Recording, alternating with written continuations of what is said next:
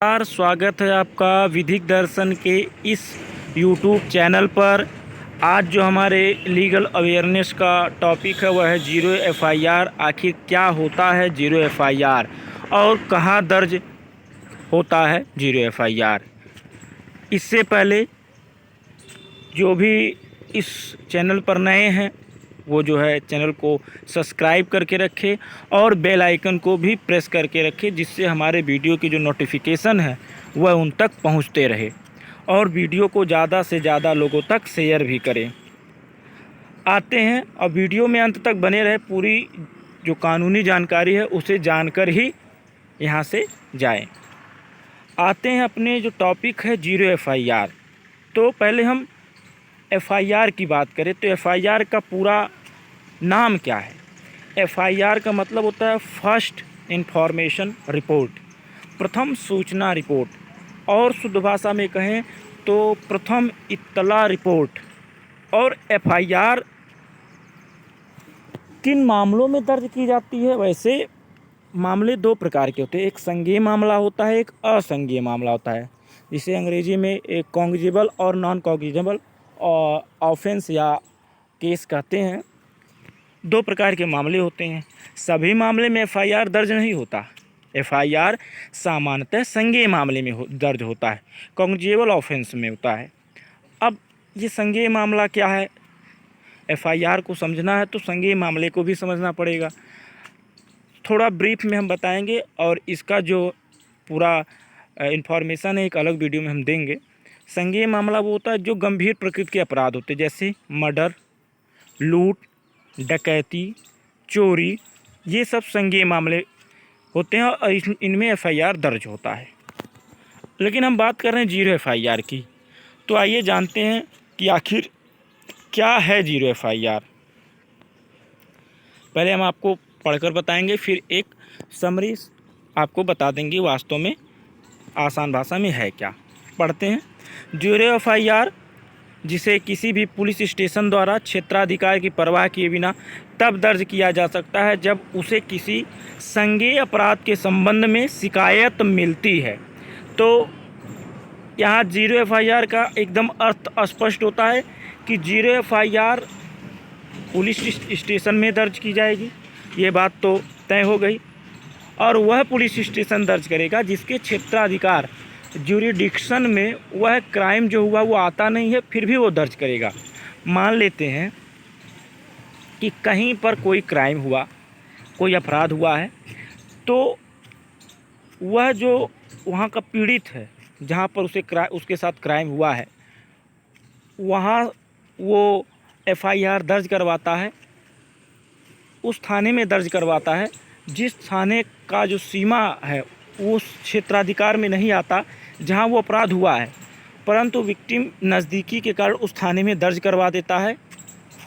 और police station के जो अधिकारी वहाँ के पुलिस अधिकारी वो दर्ज करते हैं, तो वो एफआईआर नहीं कहा जाएगा, वो जीरो एफआईआर कहा जाएगा, क्योंकि उस थाने का जो अधिकार क्षेत्र था उसके बाहर अपराध हुआ था, विक्टिम ने आके करवाया है, इसलिए वो जीरो एफआईआर होगा। इसका ये मतलब है।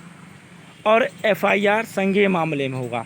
संज्ञेय मामले हमने आपको बताया गंभीर प्रकृति के अपराध होते हैं, हत्या होता है, लूट होता है, डकैती होता है, ये सब मामले संज्ञेय होते हैं। और भी बहुत मामले हैं। और सबसे खास बात ये होता है कि जीरो एफआईआर में एफआईआर की कोई नंबर नहीं दी जाती है कि एफआईआर नंबर निर्दिष्ट किया जाए एफआईआर कॉपी पे, नहीं किया जाता है। और ये बाद में क्या होता है कि इसे जो है जो संबंधित थाना क्षेत्र होता है जहाँ पर वो घटना वास्तव में घटी थी वह उसके अधिकार क्षेत्र में आता था, वहाँ पर ये चीज़ें हस्तांतरित कर दी जाती हैं, इसका ट्रांसफ़र कर दिया जाता है एफआईआर का, वहाँ पर वो जांच होता है।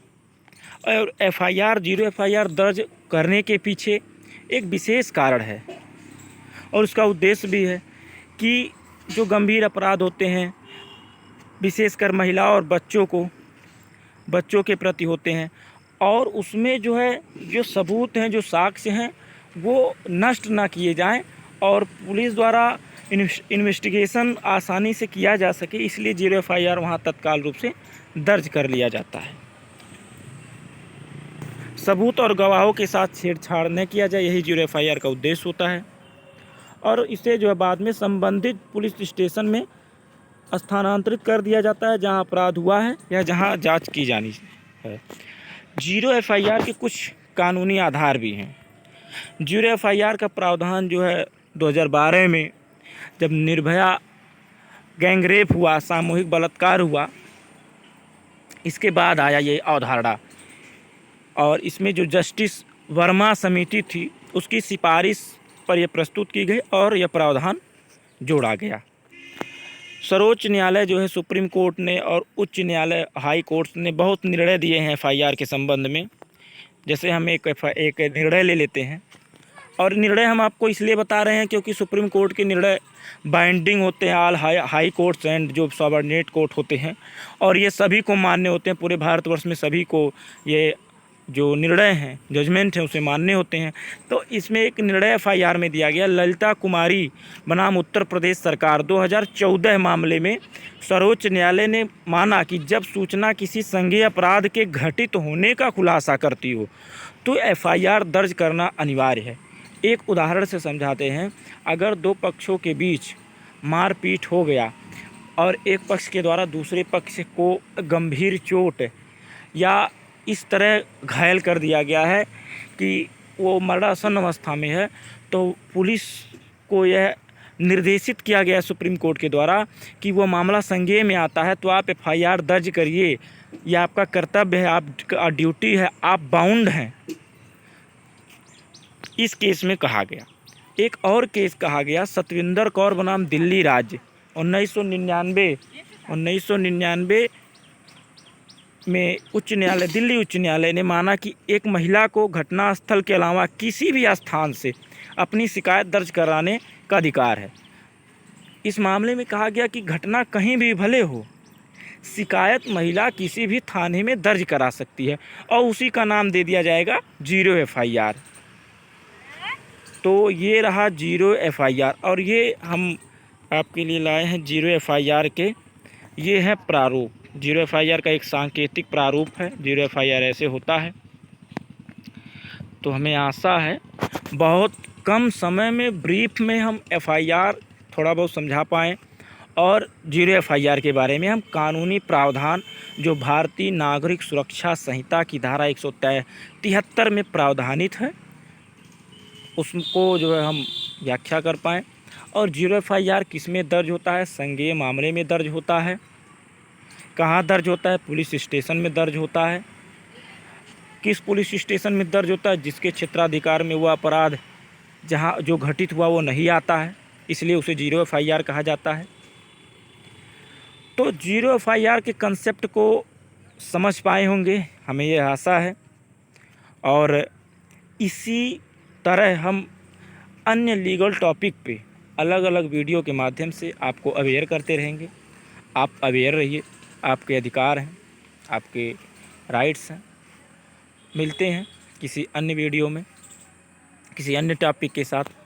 तब तक के लिए खुश रहिए, स्वस्थ रहिए, मस्त रहिए। धन्यवाद।